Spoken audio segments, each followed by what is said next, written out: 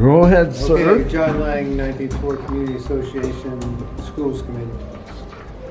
And My name is Mike Dondorfer. I'm the AmeriCorps Vista member at Cornell Cooperative Extension, working at 4-H. great, nice to have you join us. And hello there, stranger. Beverly, back on hopefully with the schools committee and ESWA. Great. Eleanor Coleman, I'm with the Rotary Southwest and also Catholic Family Center's Youth Build construction program. And they are also a member of the Rotary Southwest. Pat Connor, I work in branch administration for the Rochester Public Library as an outreach, do this kind of job. Great. I'd say my job description is other duties as assigned. And I brought with me tonight the September program flyers for Arnett and Wheatley, and also a program flyer that's happening at the Wheatley branch on September 25th. From 5:30 to 6:30, George Raleigh Adams is going to be there to speak. He's a local author, and he's going to speak about his latest book, which is titled South of Little Rock. Great. All righty. You're on, sir. Dan Dermasich, coordinator for the Rochester Coalition for Public Education. That's great. I finally got a pronunciation on tape now that I can go back and check, because I'm always Not an easy one. always guessing at what it Stick to might. Dan. Yes, stick to Dan Dan. is good. And Ms. Coleman, if you want to introduce yourself and what you're involved in. My name is Jess Coleman. I work as a sexual health educator for Highland Family Planning. Great. Does everybody have an agenda? First thing we have on there after the introductions is a review of the summit, the Community School Summit, which John and I attended, and I was hoping we'd have some of the teachers here to do a little review of what they got out of it. A really good part of the program was Deborah Puntany, is that how she pronounces it? She's a PhD research person who did a presentation on asset-based community development, which basically is looking at what the community can bring from the standpoint of its strong points rather than what do we need to do to keep it up. So it's kind of the type of approach that is being taken over at School 17 with Katerina Leona Menino. I thought that part of the program was good. I've got to figure out where the links are online, but we'll try to link to that in the minutes.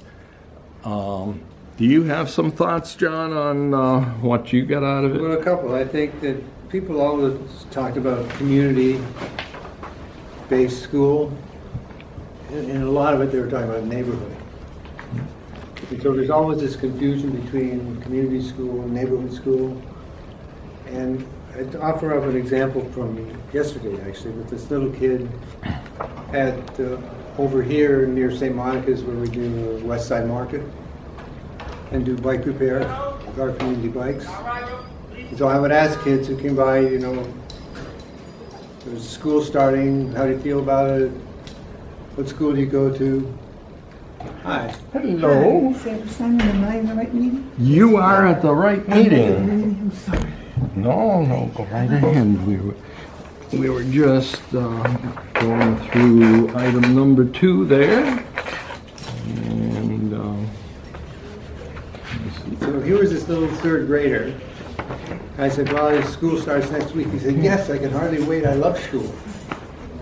And it's sort of like, well, what school do you go to? And I was hoping for one over here, School 9, which means he may have lived over there at one point in time, got into that school and stayed in that school. Knew the principal. The principal would see him every Wednesday afternoon, talk to him. Said, my teacher's really good. To him, that school is his community. And I think what we need to try to do is have the neighborhood and the community merge geographically.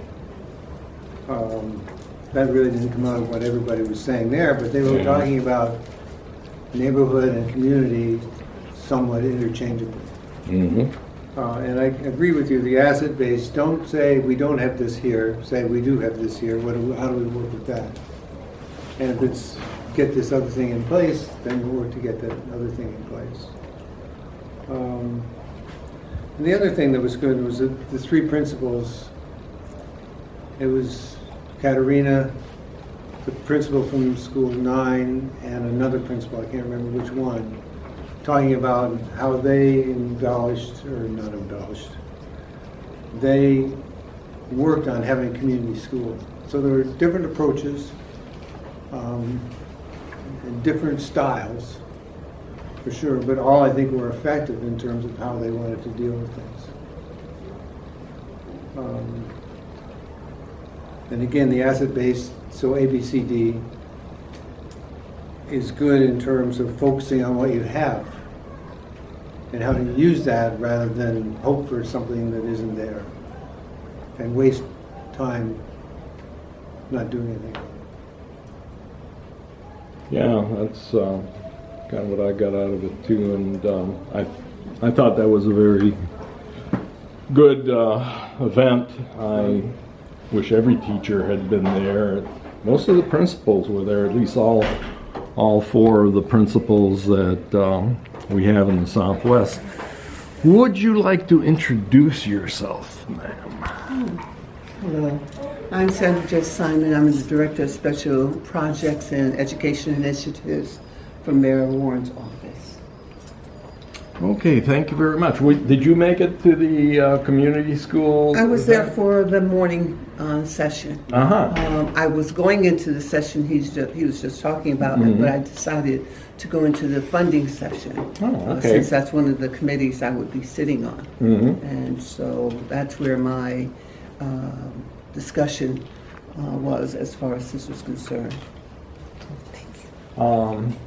What did you have any particular viewpoints coming out of that on what was good, what needed to be beefed up for next time around? I didn't look at it in that fashion. Okay. I was just looking at what type of information that was being presented to the schools and as far as to the community. And you know, sometimes when you don't have the privilege of knowing what the school is trying to give to the community, that which is coming forth, that is what is acceptable, because they're under the assumption, and I'm assuming they've already spoken to the community of what would be good, what is not good, or what is working, what is not working, and here's some additional information that could help you move forward in the process that they're trying to implement as far as the city schools are concerned. Okay, Yeah. good. Yeah, just so you have an idea of who's here. My name's John Boutte. I chair the Education Committee from the Southwest Common Council, and we've got John Lang, 19th Ward Community John Association Lang. Schools Committee. Mike Dondorfer. I work at Cornell Cooperative Extension in the 4-H department. Where? Cornell Cooperative Extension, the 4-H office. Yeah. Beverly Usher, I'm with the Schools Committee in the Eastern Service Workers Association, ESWA. Eleanor Coleman, I'm with the Rotary Southwest, which has education and literacy as a focus, and Catholic Family Center's Youth Build Construction Program, looking at training in the trades. I'm Jess Coleman. I am a sexual health educator for Highland Family Planning and live in the neighborhood and go to U of R. Pat Connor, I work in branch administration as an outreach librarian for the Rochester Public Library. Oh, I'm Dan Dermisich. I'm the coordinator for the Rochester Coalition for Public Education and the former principal at School Without Walls as well. Great. Is there anything else that anybody had relative to the community schools question? I just sent around the description of Deborah Good, yeah. and the agenda on the other side, so people can take a look at that. Good. I've also got here the material we were handed out at the beginning of the session, and I'd like it back because I need to copy it, but you could take a peek Yeah, at it's it. the same as I sent. Same thing you sent? Yeah. Okay. John, Yes. for what it's worth, I wasn't at the Community Schools Forum, but I've worked with School 17 over the past 3 years as a consultant. And one of the things that's real important to note in terms of community schools and looking at 17 as a model, because it is looked at as a model, I think it's a great collaborative effort between city schools and the mayor in terms of making something positive happen. But there were over 70 different organizations involved in at School 17, some of which, some of the people that were funded through city government and Monroe County as well. But the question becomes, for other schools in Rochester to replicate that model, and for 17, even now that it's off the receivership list, where does that money come from, and how can we afford to achieve the kind of success that 17 had unless there's that kind of those kind of resources and money driven to those schools that are about to become community schools? So when you say there were over 70 different organizations involved in School 17, these were contributors, either of actual financial dollars or services? Personnel, services, So you were supporters. one of the, you were one of the 70? No, I wasn't. I was Okay. a consultant who worked with teachers on learner-centered education strategies. And we were paid, not very much, but we were paid in terms of that service to provide professional development to School 17. I would think that could count, though. Oh, yeah. Consultant services. Yeah. I So guess, I've got yeah. personnel services and consultant services. Yeah, but they were all over. There were just a variety of organizations that came in and contributed. The argument is much like that of East High School's success, if you will, is that came at a high cost. And how, if schools are going to replicate East High in some way, shape, or form, as well as having that kind of support from a local higher education group, how are they going to be able to fund it? Is it possible without some type of state or federal contribution? So just Okay. throwing that Especially out. in light of the article that says costs are going up and the population's going down. Yeah, right. Yeah, we got started, just for a little background for you, we got started on fighting for the schools back in 2012 when the district tried to close School 16. In fact, they did close it over on Post Avenue and moved the kids and the teachers over to Freddie Thomas. And we kind of organized the Southwest Common Council, which I was working with at the time, was able to quickly get their Education Committee fired back up to use as a platform from which to work from, and we got a lot of the folks from the 19th Ward involved. And by the fall or thereabouts, we had pretty much gotten an agreement. The board passed a resolution that 16 should be renovated and reopened after renovation, because it had some big needs for renovation. But at the time, there was this push to close schools, so I'm sure that if we had not spoken up, it would have stayed closed. And by late fall, I think it was, Mayor Ryan came in here, and not Ryan, Richard came in and talked a bit about the renovation monies that were coming our way, and said, be sure you really take advantage of this, because this is a one-time thing in our lifetime if we don't do it right and pick the right schools to renovate. And how we renovate them, we're going to miss a big opportunity. So we've been doing that since we got, next we had 10 that was they wanted to close it over there in the middle of a fairly dense population area and move it to Cobb's Hill, where there's hardly any kids, and we didn't think that was quite right. We fought that, and they agreed to leave that open, and then it was 44 they had their sights on, and anyways, at this point we're primarily trying to make sure that early on, in fact, one of the first meetings we had Ralph Spezio come in and talk to us about how to go about fighting for the right things. And School 17 was highlighted back then, even though it was in renovation at the time and was still a mess in terms of functionality. But we decided that a community school like he had there once in the 90s, and that we hoped would come back in the 2010s, was what we set our sights on, and we've been working closely with Katerina since then and with Ralph to try to make sure that 16 and 19 and various schools we're working with go in that direction.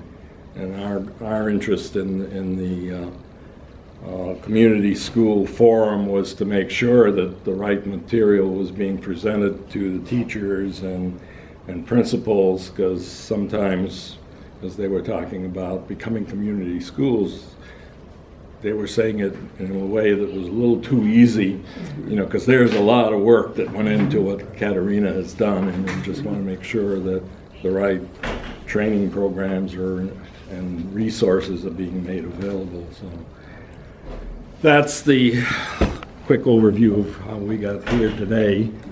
And right now, between John and I, we sit on 4 community engagement teams, which are the teams that schools that are in receivership have to do. We've got 19, Wilson Foundation Academy, 16, and 10 that are in receivership, and we sit on their CET team. So we're getting a pretty good idea of who's doing what where, and hopefully that will help us in figuring out what we want to push with as far as the district as a whole.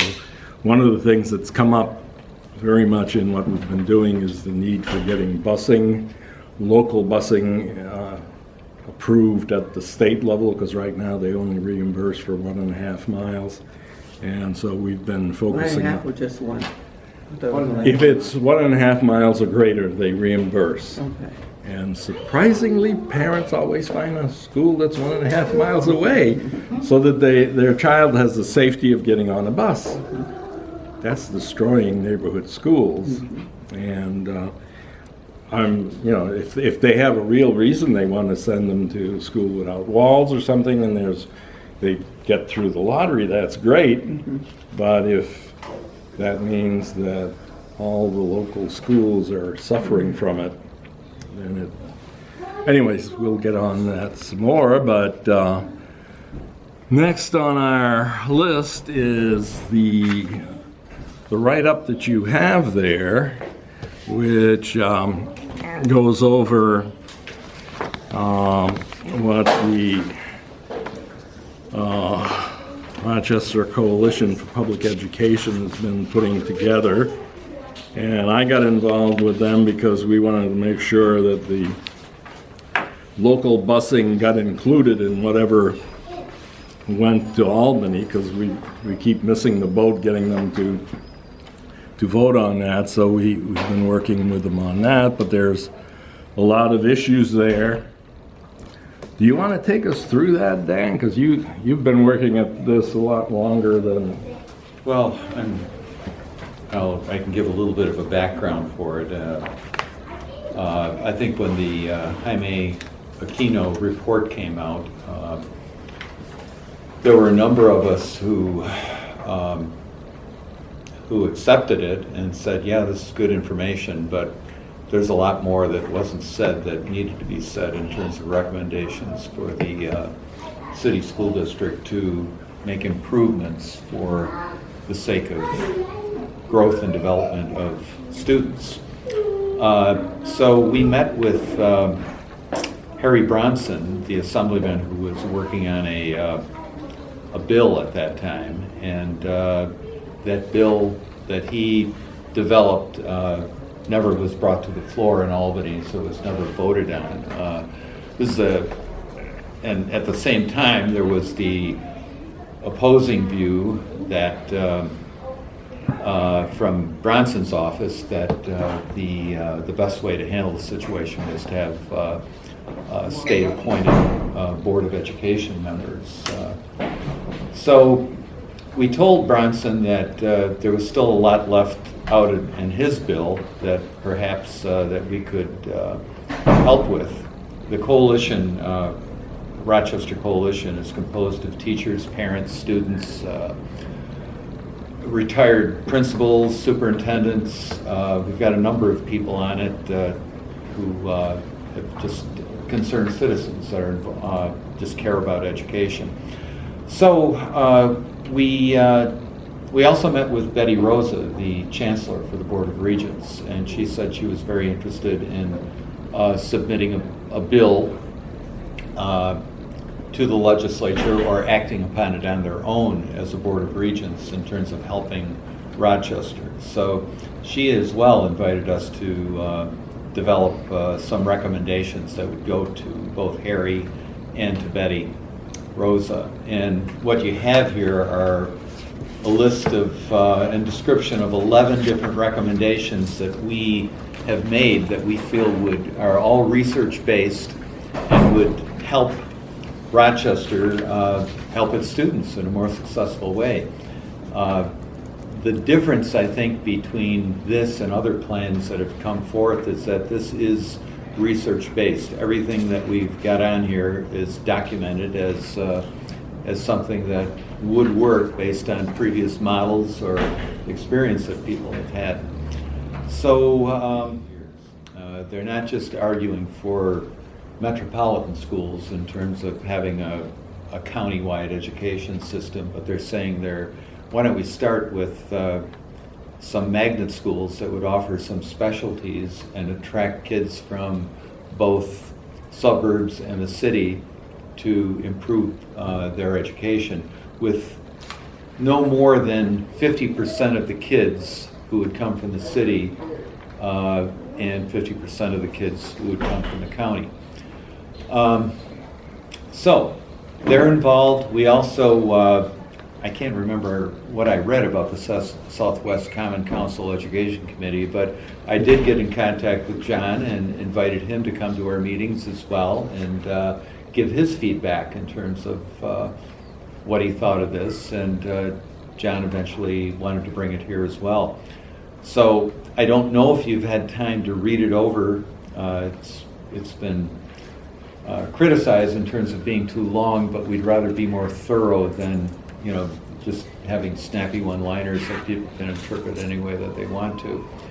So I don't know if you have any questions. We could start that way in terms of what we've got here.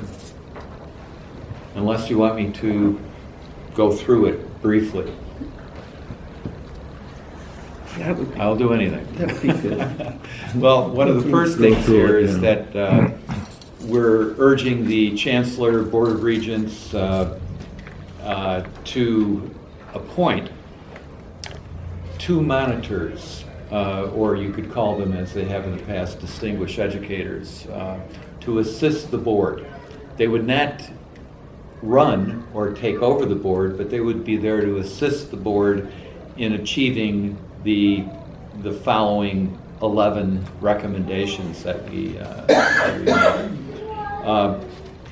So who would they report to? They would report to the commissioner.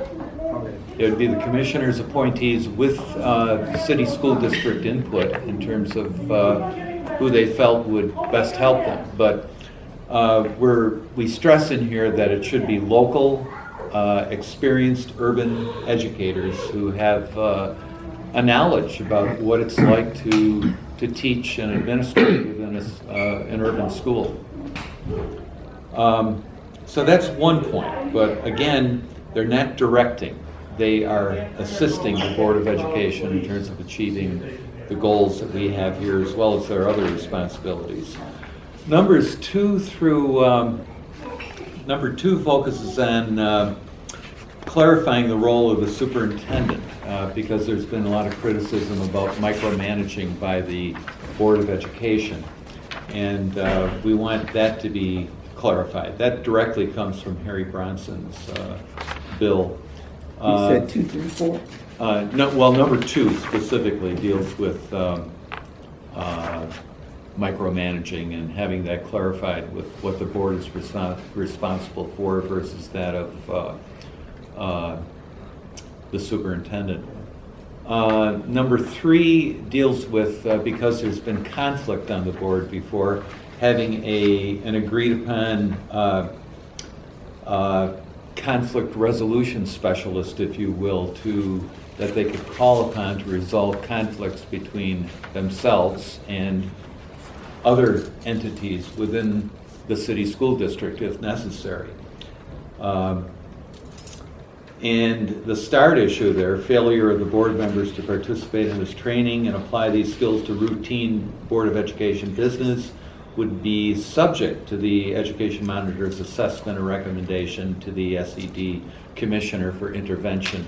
Now, that could mean a variety of different things, everywhere from coming in and meeting with individual board members to that of removal, as they did in Buffalo with Carl Palladino. So it's a number of things could happen with that, but that's a form of accountability. Number 4 deals primarily with a strategic improvement plan that with the bullets in terms of what they would be focusing on.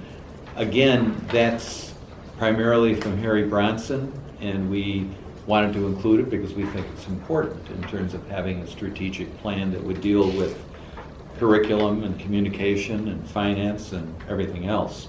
You'll notice also that one of the education monitors that we specify would deal solely with that of financial planning, and the other one would be a specialist more for curriculum teaching and assessment.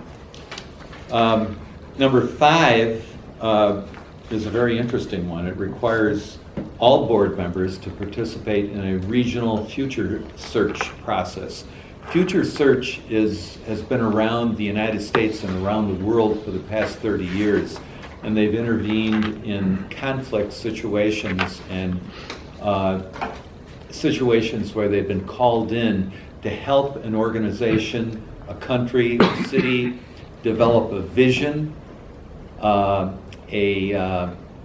goals, and action plans to achieve them.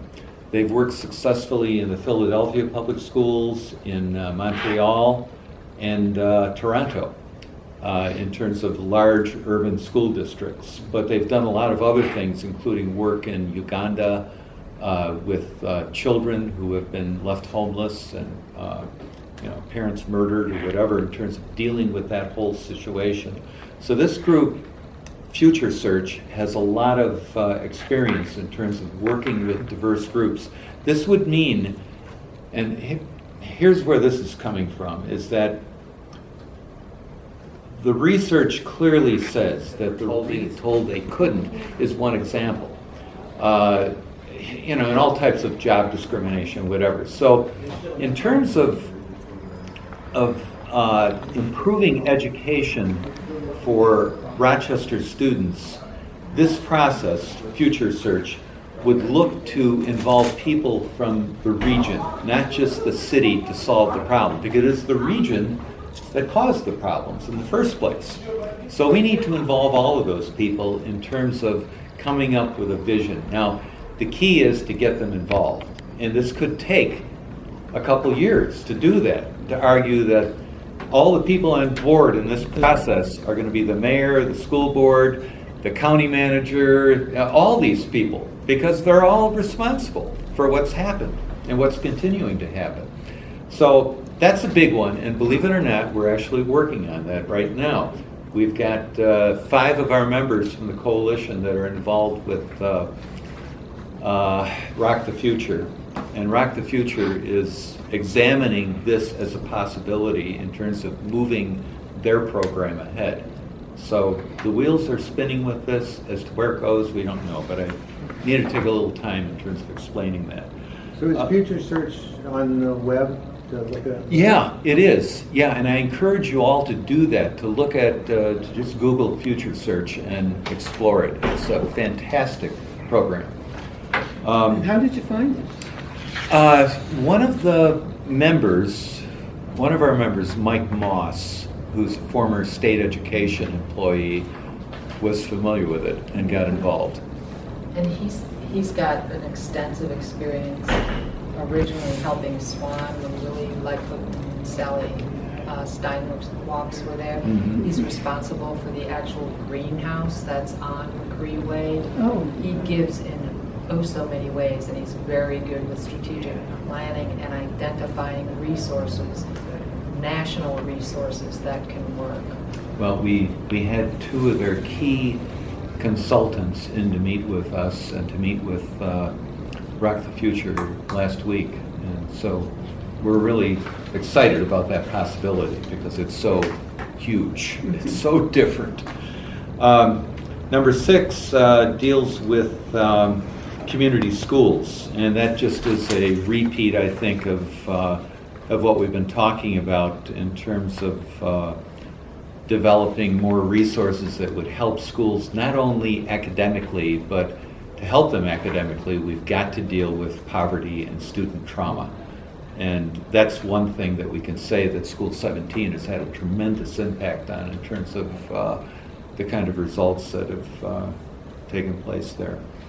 And that also deals, we worked in there that that's the busing issue as well, that to that end, if we're going to have neighborhood schools and we want to make sure, I mean, one of the big differences between suburban schools and city schools, stark difference, is that just about every kid in the suburb, pick a suburb, they all get bused. They all feel safe. In Rochester, it doesn't necessarily happen, so that's a huge issue.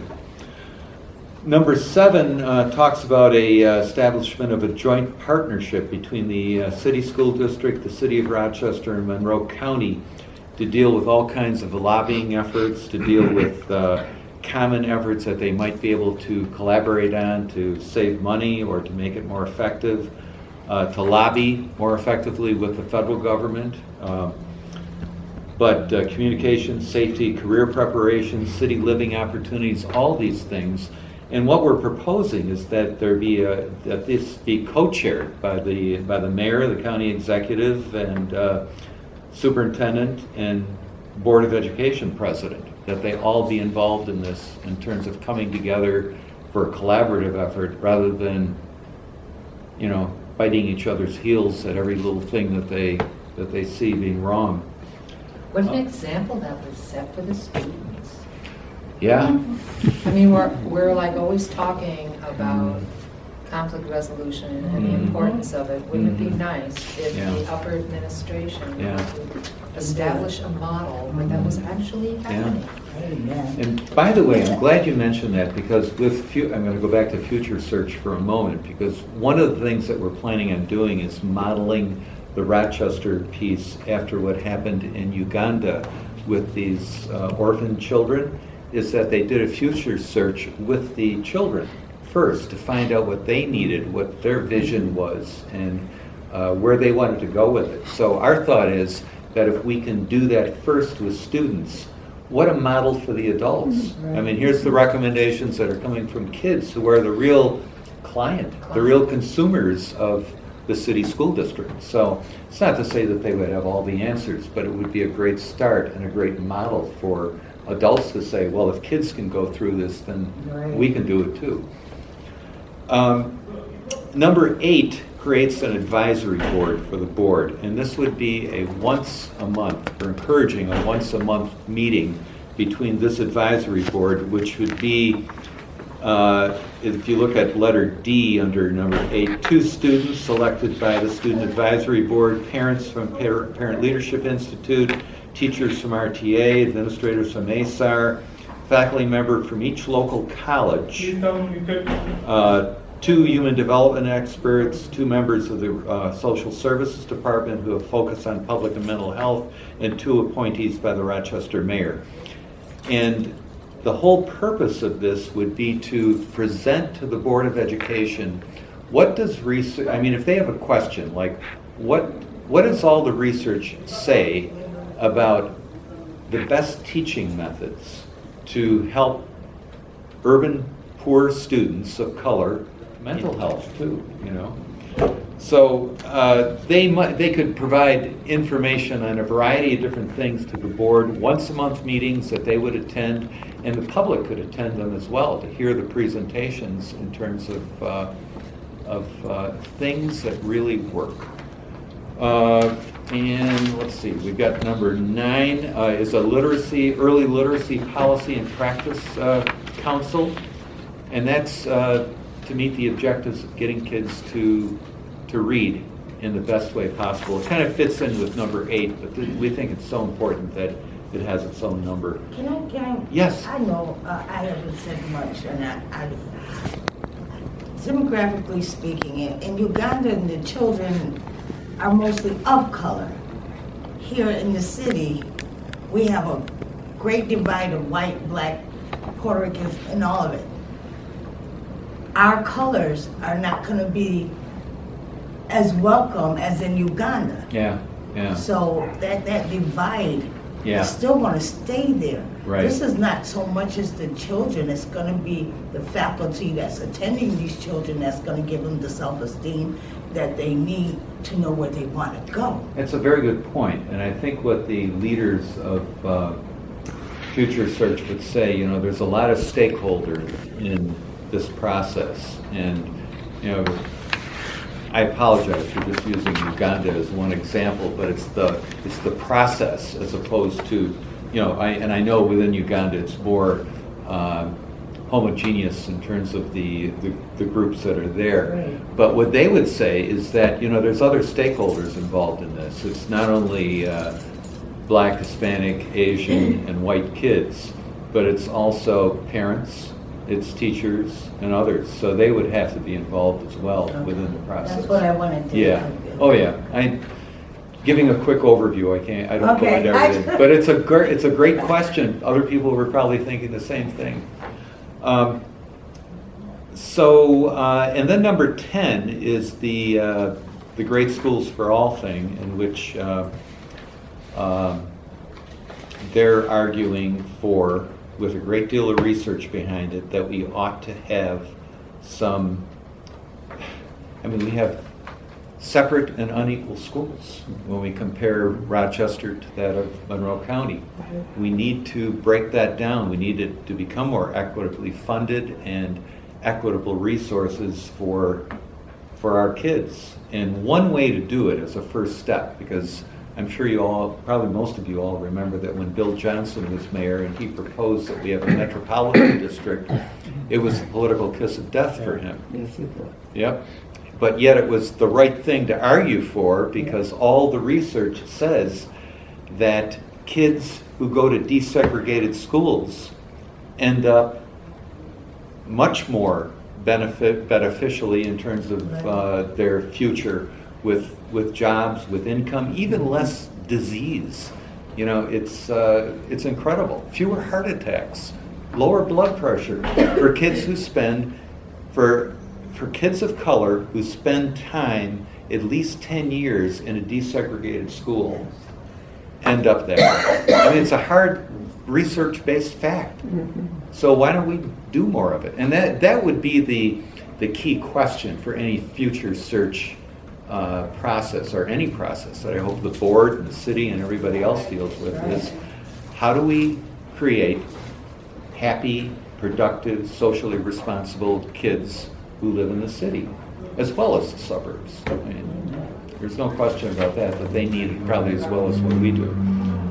And then number 11 is achieving a variance to get some flexibility from the Common Core and Regents curriculum, so that schools that believe that an Afrocentric curriculum, a law-centered curriculum, a arts-centered curriculum, without Regents driving what it is that they have to learn, or the Common Core doing the same thing, could have some kind of flexibility with that. And the same thing with the test, the Regents test, which I don't know if you've read about, but the commissioner now has a committee now that's exploring the possibility of doing away with Regents and other standardized tests.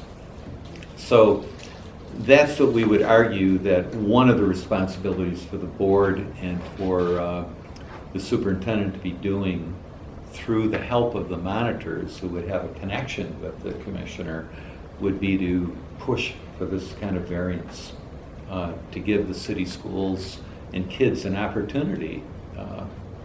Because, I mean, if you've done any research on high-stakes standardized testing, you know there's a lot of negativity with it, because all it does in many cases with kids who are having difficulty engaging in learning is to hold the scores of 1 through 4 over their head, and unless I make a 3, I'm not successful. And so I've got to go for extra test prep. And you can imagine what that does to a kid's self-esteem, you know, when they are trying as hard as they can. So I think what we've got to do is to encourage, within this, even though it's not stated in number 11, is that we have to look at kids as unique individuals who are growing as fast as they can, and we've got to provide them the help to move as well as what they can and achieve what their potential is.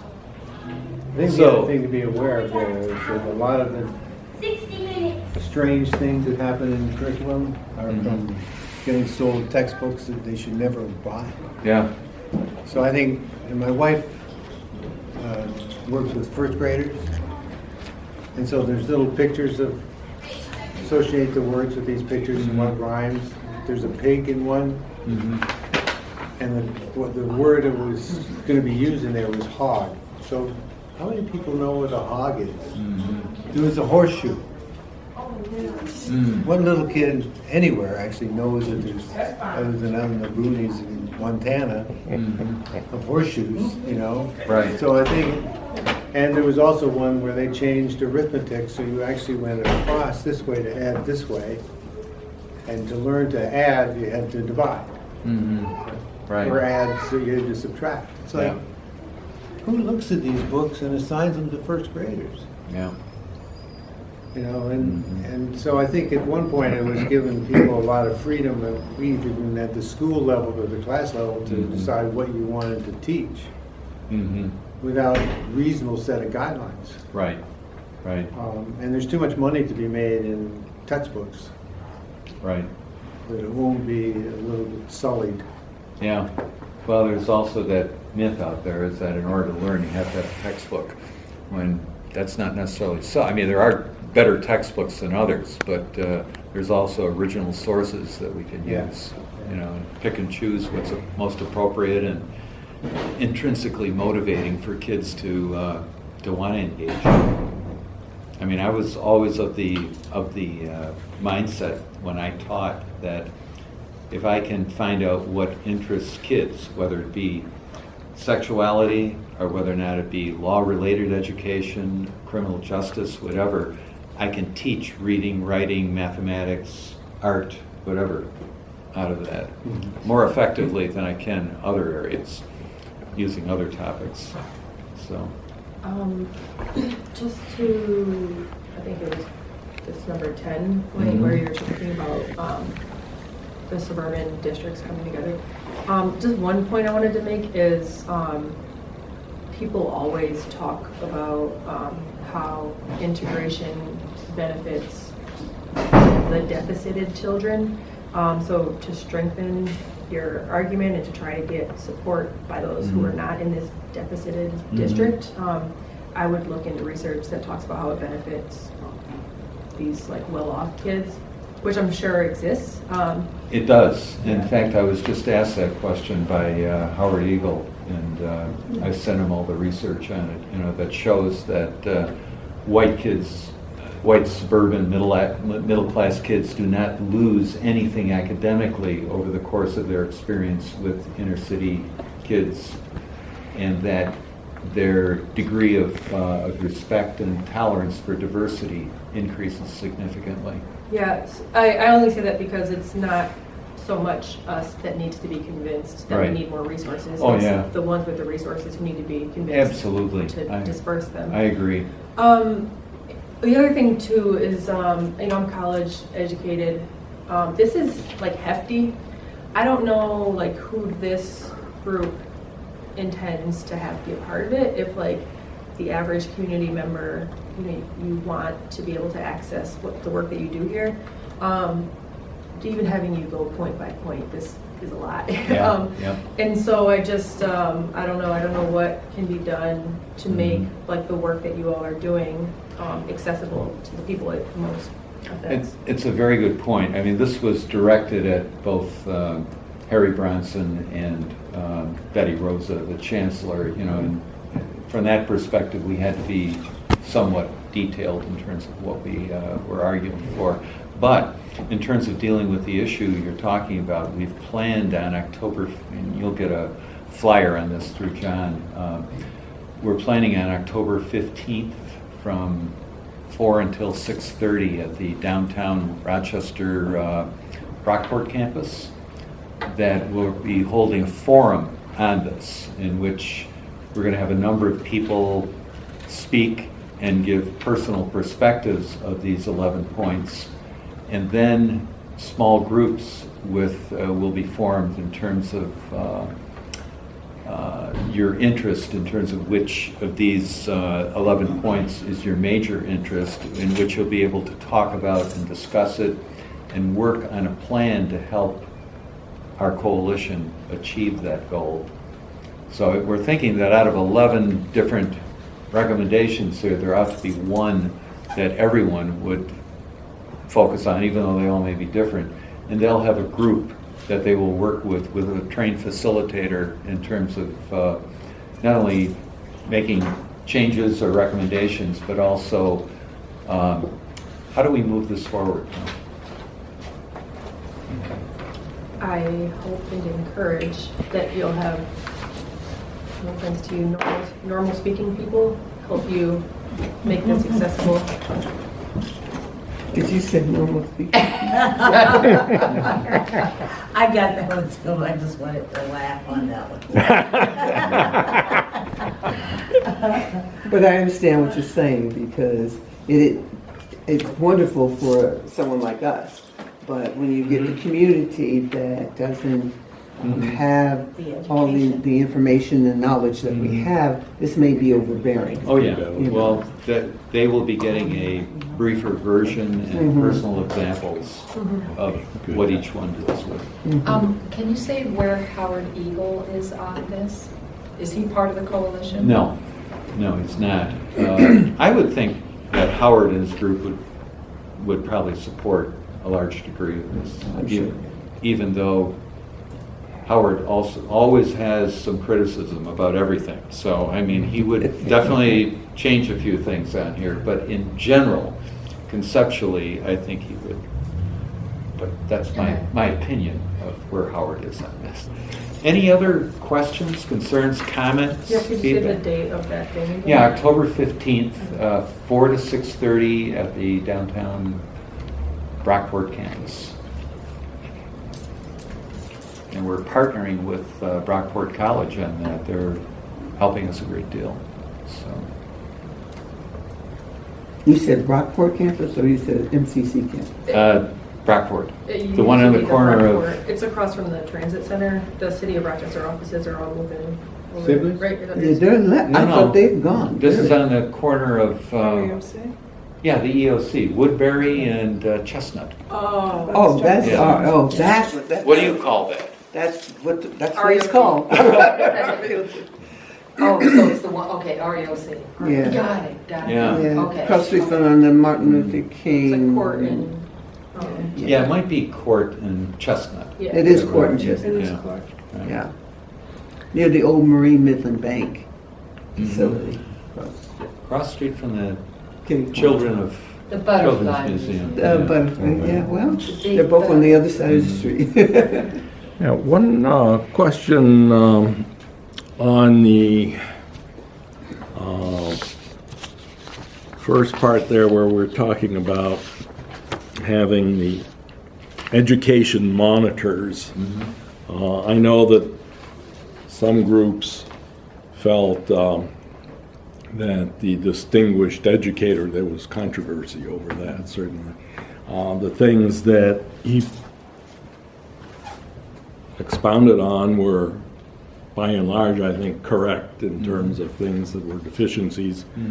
But there were other things that, never really got pulled into it, like the busing situation. We've got, going back to Kala, Mr. Kala mentioned that when he was acting superintendent, he had tried to get the busing changed so you could get local busing. So going back there to now, all the superintendents would like to see local busing. Everybody says they want it, and somehow, here we are. We still haven't done it. In picking not distinguished educator, but the education monitor, how do you make sure that they have the right viewpoint on things? Right, that's always a question. It would be much like a state-appointed board. How do you guarantee that they're not going to be as problemsome as what our current board may be? Well, you gotta remember, Jaime was the second choice, right? What's that? Oh, He was the second choice. yes, that's There was right. another person that had been Right. named, Mhm. objections were raised, Yeah. considered. I think that's going to play a role, much Yeah. like this, in the sense that the first choice they had no urban experience, and I think the board and the superintendent argued we need somebody who has that kind of background. Yeah. So I think the same thing will happen here in terms of negotiations, and I don't know whether or not there'll be interviews or whatever, but right now there's a bill that has been passed by the legislature. I don't know the number, but it's basically the Hempstead bill. Hempstead is in Long Island, and they have 3 educational monitors that were appointed there, and they're all paid for by the state as opposed to the city school district. But I don't know why I'm bringing that up. I did have a point for that, but I can't remember what it was. It was in relationship to what you were saying, but I can't remember now. You may find a lot of opposition to one of these things from local groups, and that's the one of the board not messing with the superintendent. Yeah. Because I think we've all used the board to make points that we wanted that probably should have been taken through the superintendent. Mm-hmm. Yeah, and I think we have to be careful with that. I mean that, the board does see their role. I mean, they've hired the superintendent, they've chosen Terry Dade, and the question is, can they fire him for certain things? Yes, and I don't think the monitors could interfere with that. They could advise them, hey, if we tried this or that with the superintendent or whatever. So I think the roles would be more clarified, but I think there are certain board members who feel, with all due respect, I mean, they feel frustrated over the lack of progress of our kids in the city, and I think their question is, well, maybe if the superintendent won't do it, then we're going to do it. In fact, Van interprets the the Constitution and school policy to read that way, that the board does have a right to do that. There are other people who argue the other way, but, you know, Van is a lawyer, So we can Lovely argue is a both lawyer, sides. so you're gonna butt heads. So, any other questions on this? We hope that your council would support this and that John and anybody else who wants to attend our meetings and become involved with us as well, you know, you're welcome to do that. And if you think of other feedback that you have on any of these issues, please get it to John, who will get it to me, or John has my email address. You can write to me directly, and we'll incorporate it. Great, I really appreciate your giving us a run-through on it, because it's, even though I've been at 3 of your meetings now, you know, having the thing presented piece by piece with, in a logical way rather than jumping in, and I've got a better understanding of what you're doing, and When you go to his meeting, do you bring that information back? yeah, we've tried to bring some of it back. We send out the text to some of the people who are regular attendees to try to get their feedback, but you send out 10 mailings and you get 2 responses, you know how it goes. So it's good to have you here, and hopefully with the video, the people who've missed, because I know there are several people who are on vacation, and one is probably on a bus trying to get here, proving the point that parents getting to school events on the bus is pretty tough in Rochester. Well, God bless anybody who can watch the video. I mean, after like you said, in terms of the jargon and the language within these things, But there are know. administrators and city staff that will go through the videos. really? Oh, yeah. Wow. He's gotten comments on that, because they're all posted up on location. Wow, I'm 19, impressed. location Yeah, Southwest. it always amazes me, you know, when somebody says, oh yeah, I always check your video. That people watch this, huh?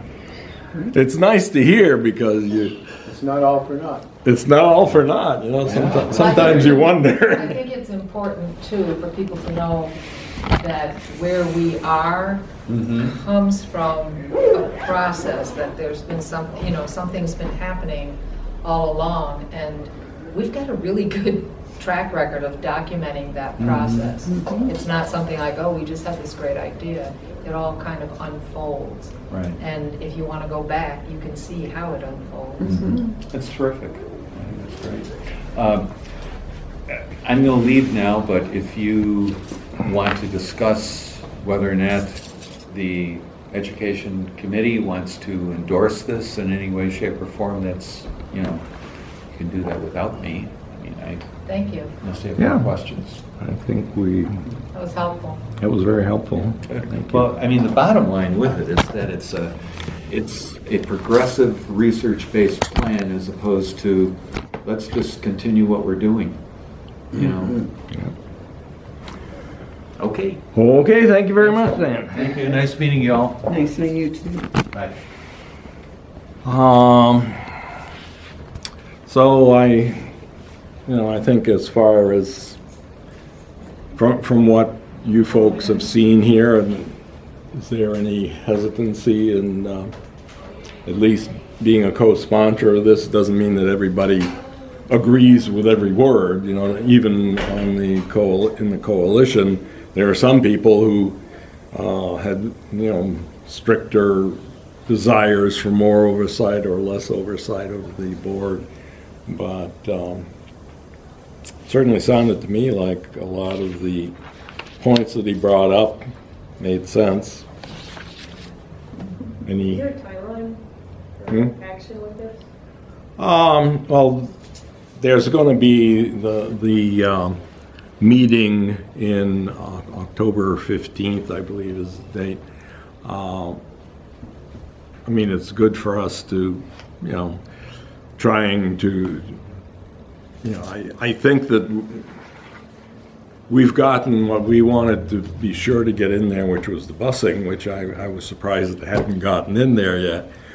Before October 15th, when that is the first opportunity for the community to say how they feel about these things. Well, the main reason to make some decision before then is he's got Southwest Common Council as a co-sponsor, which, you know, that was based on getting two responses from the people I had sent it out to, and it was one person had some reservations, the other person, which was Eleanor here, so was pretty much okay with everything. As far as do we represent the community? Of course not, you know. It's, well, 19th Ward Community Association, which you're probably a little familiar with, and all the other neighborhood associations. The 19th Ward Community Association is probably the most democratic in the Southwest anyways, but they've got 700 members, and there's 23,000 in the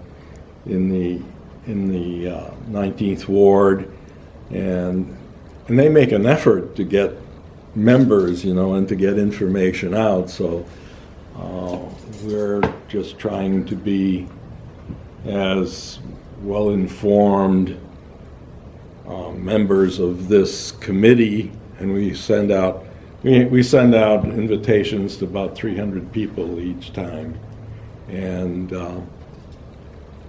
here we are. Love to have some new people. You know, we really appreciate getting, and yourself, you've been here once or twice before, but yeah, it's I'd like to see 50 people here. Like if, well, one thing is you said that you had some recommendations, and you said that they're not in here yet, like the busing thing? No, we put the busing. The busing is in there. Oh, okay. The other thing though is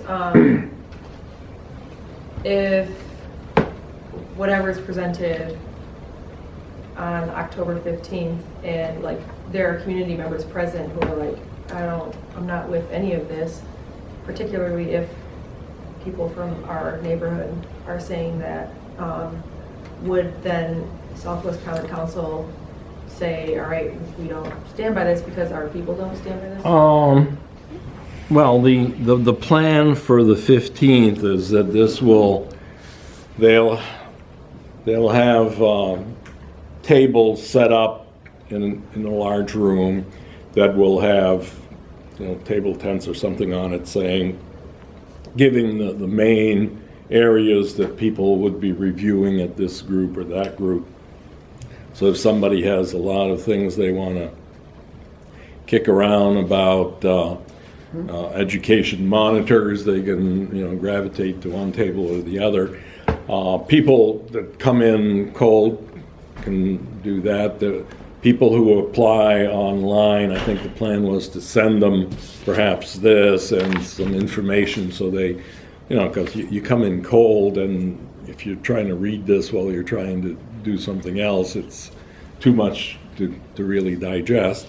They'll have, I'm not sure how many, maybe a half an hour where people will review the various items that are in here, you know, people representing, like maybe I'll say something about busing, and so that various camps can present what their thoughts are, just so that people have a little spoken word review of what's in here. And then if they're not at the table that they think they should be at to discuss this at more length, then they can you know, switch tables, and hopefully that group will refine things, or, you know, make proposals for something to change, or So, John, are we really then perhaps saying that we're voting on this process, not necessarily the document specifically, but we're voting on the process of presenting this bill that has a lot of information in it that we would like to see addressed. And we're going to vote on the process of getting community input to drive what it ends up looking like. Yeah, I think that's very As well opposed to, put. we support this document. Mm-hmm. We're really supporting the process of moving this document forward. Yeah. I'm not trying to be a stick in anybody's butt, but this says you support what's on this paper. I mean, this says, Okay. you know, like Shelswood County Council is at the top of this sheet. But No, those are good things to bring up. Yeah. Because there can always be, you can always put in there with the exception of. yeah, I guess I'm just wondering what's the rush to put SWCC on I this right think now? it's for them, for people that read this initial document to understand that there's like a real, there's a wide variety of input going into this, or community stakeholders going into this. It's not just something that this one coalition came up with. Yeah, and I think that's great. And also, I just always am concerned about initiatives for people that don't have those people having any say. So I feel like it seems to me that people have good intentions with this document, and like that's great when it's people with good intentions sitting around the table. But also, it's just so often that communities are spoken for without their voices being heard. And also what you just described for October 15th doesn't sound like something that the average community person would want to come to. No, we were talking at the meeting last night, which we had for the coalition. We need more people of color at these events. And we've always been struggling with that in the Southwest County Council and the Education Committee. Beverly, it's nice to have her back with us. She really brought a lot of life to this group a couple of years ago, and she's been sick for the last few years. But we really need to try to get more parents, and it's difficult because parents are usually young, working 2 jobs, and have 2 or 3 kids to take care of, which is a full-time job in itself.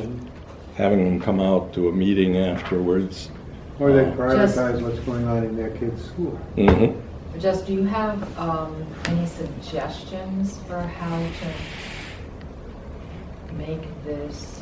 Okay, so like I said, this is illegible, to most people. Doesn't matter if you sign up ahead of time and you get it sent to you. I honestly would want to be paid to go through this document, because actually I saw some errors that I would suggest fixing if I was getting paid for it.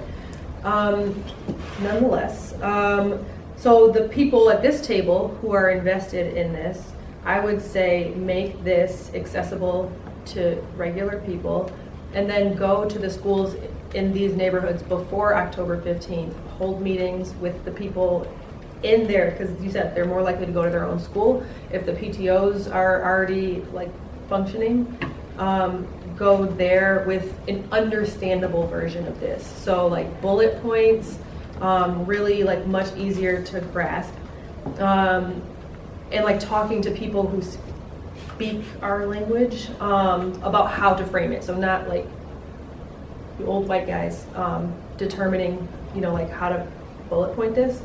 And go to the different schools, get people's input, because most people are not going to come on October 15th, but also tell them about October 15th and why it would be important and helpful for them to be there. Make sure that they're feeding people at that event. If people are coming in the evening and aren't getting paid for it, at the very least, feed them good. And I'm not laughing at you, but food does bring people. Yes. I know for the mayor we've had to do, people will come for food. yeah, it's already, even with food, it's going to be hard enough to get people to come there. The other thing too is there's 11 points here, and people are going to be broken off by points. But for the person who's invested and wants better for their kid and is actually invested enough to come to that event, then having to pick what of these points that matters most to them. You know, like, it's like, you might want to bring a family of 5 and like have your family divide up, but who can do that? Nobody can actually do that, you know? So, I mean, like, just making the information at least as accessible as possible, having either that guy or like representatives, or if you all are invested enough in like making this document tangible enough, or paying me Oh, hey. to make this more tangible. But like I said, I don't even want to read this on my own. So is that something that could be done by way of the city? No. And I say no hesitantly, because I was going to just piggyback off of what you said. First of all, because even if you get that document down to a 9th or a 10th grade level, that still may not get the parents out. Mm-hmm. And so, and I understand what you're saying. My thought was, couldn't we talk to RCTV or WXXI and have them video the event and have people, WDKX. and having people sit at home to be able to watch it. Because if they need babysitters, they're not coming. Yeah. But if they have the opportunity to watch it at home, they may do that. You know. That is a great suggestion, because then you could use that video as the small group in each school, way to get people in and talk about it.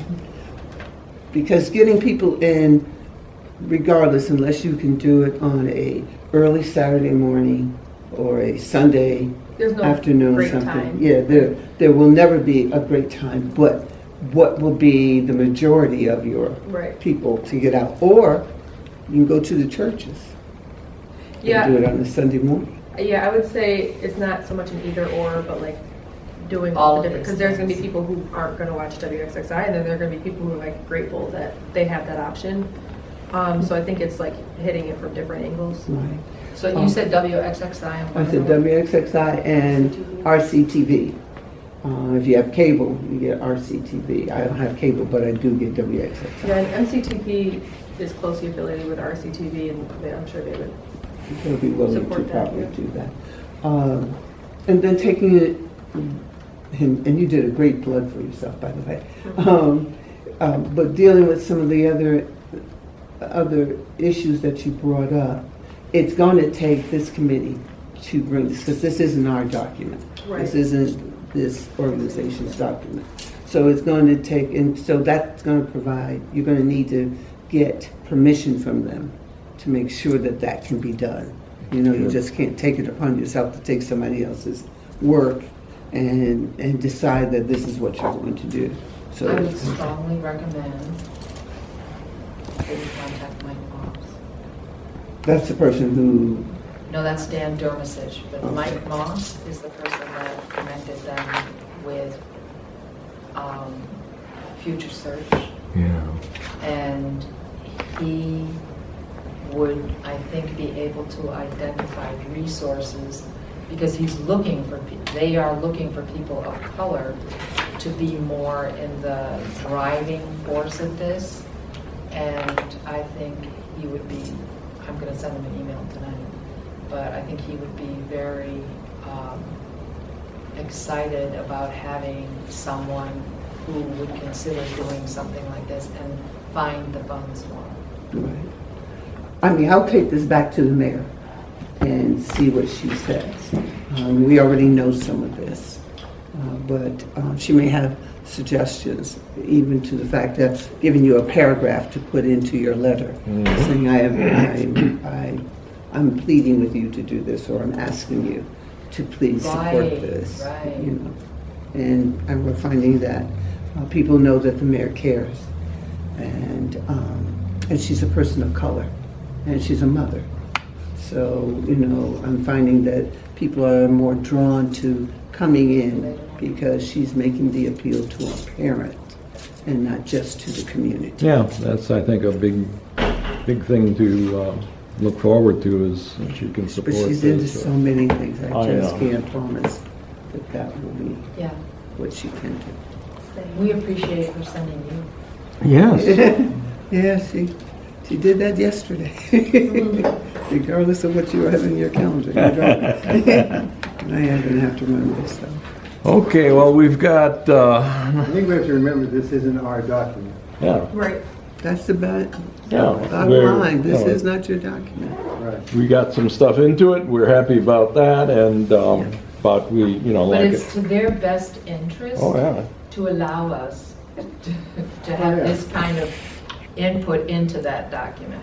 Oh, yeah, I don't argue with that at all. The other thing is, even if it's not your document, if your name's on the top of it, It is our document. you know? Well, I think that what I was suggesting is what we decide is, do we include our name in that or not? Yeah, right. So And you're- that's, but you're including your name not as a partner, but as a endorser, right. so, which makes Right. it different. Okay, well, we'll, think we've exhausted our time. The one thing that I wanted to check, who's artistic in here? Are you artistic, my dear? I doubt it, but it No. depends on what kind of artistic you're. Well, we've been talking about getting some T-shirts for the Southwest Common Council, and each month we get here, and we've had that on the list for several months now. We need to try to get some people working on that. Well, why don't you get the school kids, have a contest, Hey, and have them come up with There you go. a design for you. and- there's an excellent You idea. know, and see Yeah. what they can do and get, I mean, they have an art department. Yeah, You know, we got what, 3, 4 schools around here? yeah, I should, But you have to have some sort of, what will be the reward? And you need to think about that, but the kids are so talented. It would be nice to have a shirt that they've designed that we proudly wear. that's great idea. Well, we'll have to go and talk to Lisa and see if school 16 kids or Monique at 19 are interested. That would be community service, community involvement. Yeah. Great. Okay, did you have anything else on that should be covered? Anything new on Oasis or anything? No, I don't do Oasis. Yeah. I do Catholic Family Center. So Beats at Brooks this Thursday, last one, the Rotary's doing it. Way to get the community in. It is, the last group is Mambo Kings. It's a way to highlight, get community and students together, highlight the businesses in the area, and educate the community about the Rotary. And what is this? This Thursday from 6 to 8. It's a down concert. It's a concert down at Brooks Crossing, where South Plymouth and Brooks Avenue meet at that little bend there. Plymouth Gardens comes out in their chairs. It's really a nice event. And this will be the last one. And the Rotary is now focusing on education and literacy.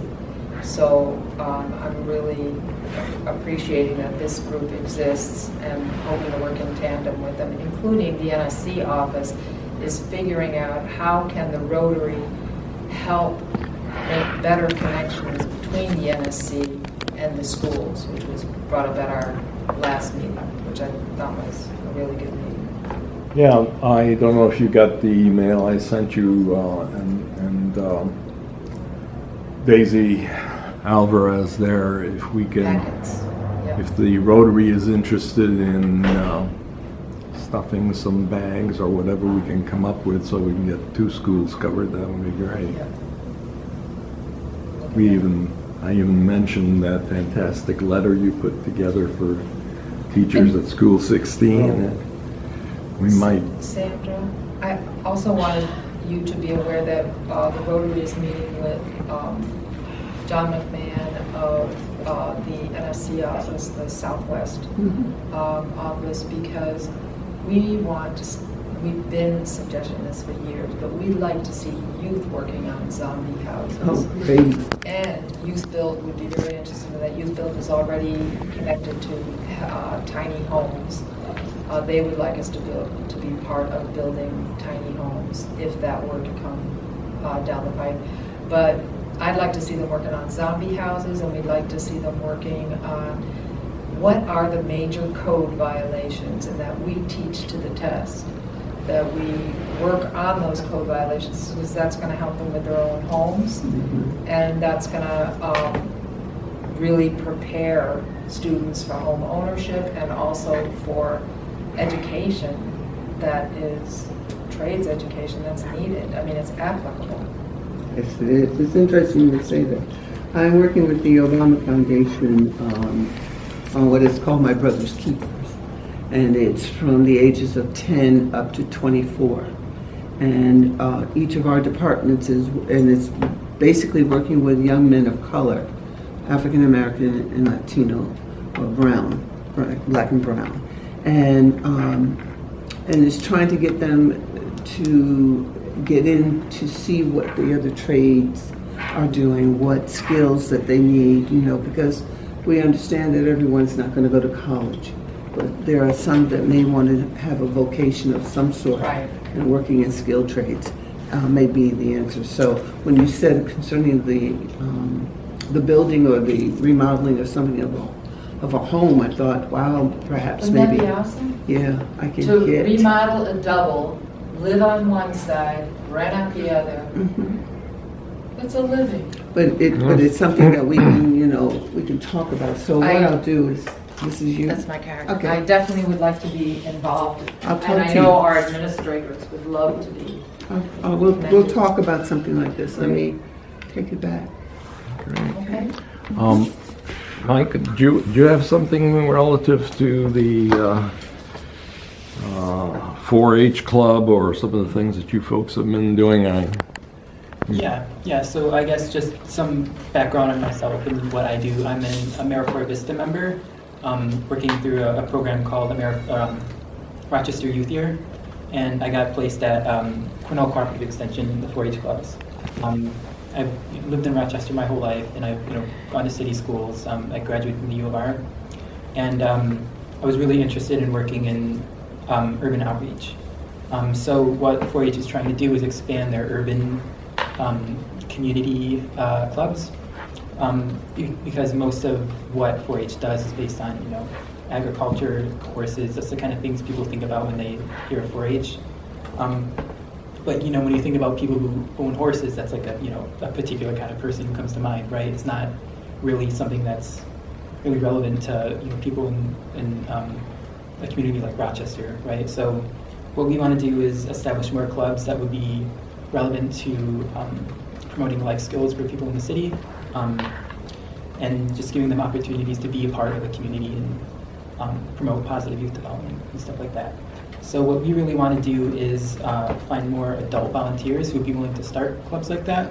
It's all community-led. The volunteers themselves have freedom in what they want to cover in those clubs, stuff like that. I'm also working with local colleges to find student volunteers who are willing to help out with stuff like that. I noticed that School 44 was on here. I have some volunteers who are interested in helping from Roberts Wesleyan College, which is like in that area. So I was trying to identify a school that Very good. close. At what college? Roberts Wesleyan. Oh, Yeah. I was trying to find something like in that North Chilide area. And I'm very new to the nonprofit, so. Great. Well, great. delighted to have you join us, Thank you. and Yeah, so, hopefully yeah. we'll see you again. Yeah, if anybody has ideas about people who might be interested in You have a work card? like that, then I do. I forgot mine in the car. And I've got to go. I'm so sorry. Well, thank you very much for. Yeah, if I can be just notified when the next meeting Yeah. will be. Always the fourth It's the Wednesday. fourth Wednesday?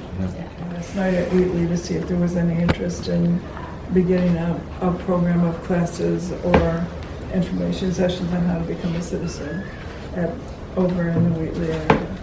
That's Edana DeSalvo. Yes. Yep. I am in branch outreach, and I jokingly say my job description is other duties as assigned. So I go to neighborhood association meetings, of which there are a lot in the city of Rochester. Do outreaches at neighborhood events. Jack of all trades. Well, we appreciate your coming.